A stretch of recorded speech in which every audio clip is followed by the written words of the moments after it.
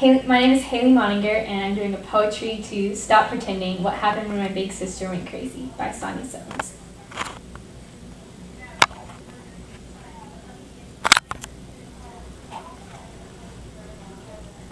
My sister's in the psycho ward. When I visit, I glance towards the other patients' twisted faces, quaking fingers, frightened eyes, wishing I could somehow break her out of here. Then Sister starts to scream at Mother, begging her to stop the voices chattering inside her skull. I am feeling sick. The air is too thick. Suddenly, I'm running, stumbling, Sister's demons chasing after, leering, laughing, right behind me, lurching at my heels, remind me I could have been the one. Run, Sister, run! Modern medicine can only go so far.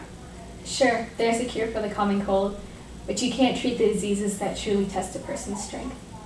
A young girl and her sister learn exactly this, in Stop Pretending, What Happened When My Big Sister Went Crazy by Sonia Sones. Instead of studying during study hall, I'm thinking about when I was 5, when my sister tried to convince me that I was adopted. She pointed out that no one else in our family had green eyes, or such big ears, or wavy brown hair and olive skin. She said I must be part Italian and started calling me Cuccaccini. But now, after all these years, I finally figured it out. My sister was the one who was adopted. My parents just kept it a secret, that's all. She's not a thing like the rest of us. She's not my real sister. I don't have any of the same genes as her. Not one single insane gene.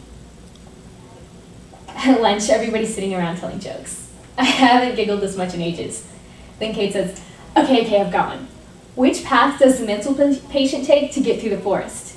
And everybody asks, which path? The psychopath.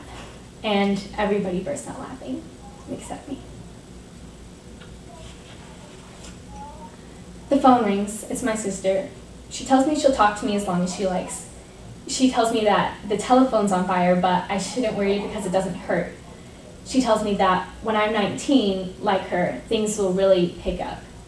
She tells me that her fingernails are swelling, that her heart isn't beating, that the stool in the phone booth is melting. It's my sister. I just can't hang up. Usually we go see her every Sunday and we stay for about an hour if she's not doing too bad. Sometimes I have too much homework, so I stay home when my parents go without me. Sometimes I just say I have too much homework. It seems like Sister's the crazy one, but what if it's really the other way around and it's actually me who's the crazy one? Only I'm so crazy I think it's her. No, she is balmy, bonkers, daffy, loco, loony, raving, nutty, psycho, buggy, cuckoo, batty, wacko. She is crazy. I am not.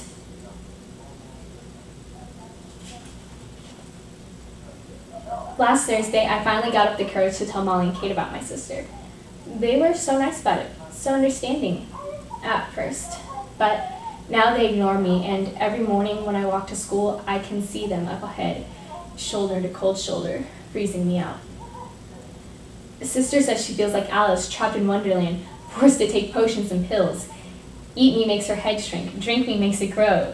She wishes she could get small enough to float right out through the keyhole of that 6-inch thick iron door, on a sea of her own tears. Isn't that what Alice did in that Disney movie? Isn't it? Alice was the one with the ruby slippers, wasn't she? I am tired of having a crazy sister. I'm tired of visiting her in the hospital and of all the zombies wandering through the corridors mumbling gibberish. I'm tired of having no one to talk to. I'm tired of walking to school alone, and of walking home from school alone, and of crying my eyes out until it looks like I've walked into a door. I'm tired of my parents fighting so loud that the whole block trembles, and then of the awful silence. I'm tired of not knowing when my sister will get better, or if she ever will be well again.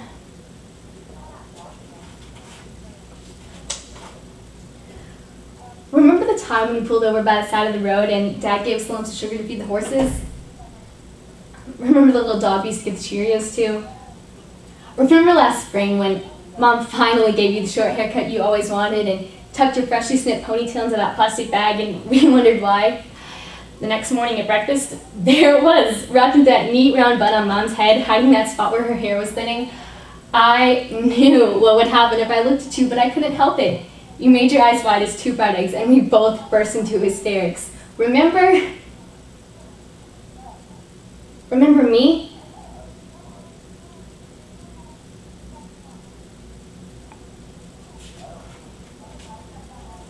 I fly home from the hospital to share the news with my parents. She knew me today.